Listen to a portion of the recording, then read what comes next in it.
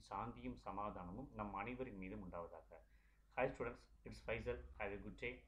இப்போ நம்ம இன்ஜினியரிங் மேத்தமெட்டிக்ஸில் பார்சியல் டிஃபரன்ஷியல் ஈக்குவேஷன்ஸில் டைப் 2 ப்ராப்ளம் பார்த்துட்டு இருக்கோம். அதில் ஆல்ரெடி 2 ப்ராப்ளம் பார்த்துட்டோம். இப்போ அதனோட கண்டினியூஷனாக 3rd ப்ராப்ளம் பார்க்க போகிறோம். இந்த வீடியோவை ஸ்கிப் பண்ணாமல் கடைசி வரைக்கும் பாருங்கள். உங்களுக்கு யூஸ்ஃபுல்லாக இருந்துச்சுன்னா மறக்காமல் ஷேர் பண்ணுங்கள், லைக் பண்ணுங்கள், சப்ஸ்கிரைப் பண்ணுங்கள். ஓகே, வாங்க இப்போ நம்ம ப்ராப்ளத்துக்குள்ளே போகலாம்.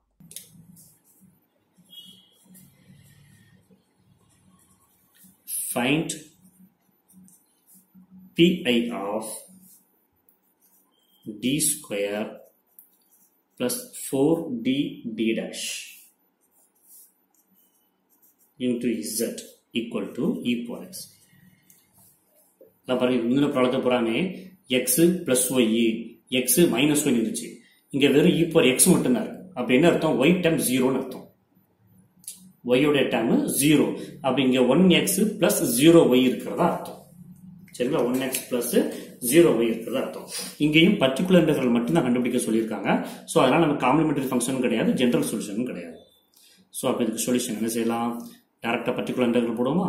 Particular integral equal to 1 divided by d square plus 4d d dash, இந்த பிராக்கெட்டோட அப்படியே எழுதிக்கிறேன், into e power 1 into x plus 0 into y. e power வெறும் x தானே இருக்கு. இதை 1 into x plus 0y ன்னு சொல்லிக்கலாம் தானே? 1 into x plus 0, அது ரைட் ஹேண்ட் சைடு இருக்கிறத நான் இந்த மாதிரி எழுதிக்கிறேன். வெறும் e power xங்கிறத 1 into x 0 into y ன்னு எழுதியிருக்கேன். அவ்வளவுதான். இப்போ என்ன செஞ்சா போதும்? x உடைய கோஎஃபிஷியன்ட் 1, y உடைய கோஎஃபிஷியன்ட் 0. அப்ப என்ன செய்யணும்? Replace d equal to 1, d dash equal to 0. So automatically என்ன ஆகும்? Therefore pi equal to 1 by d க்கு பதிலா 1. So 1 square plus 4 into 1 into 0. d dash க்கு பதிலா 0, d க்கு பதிலா 1.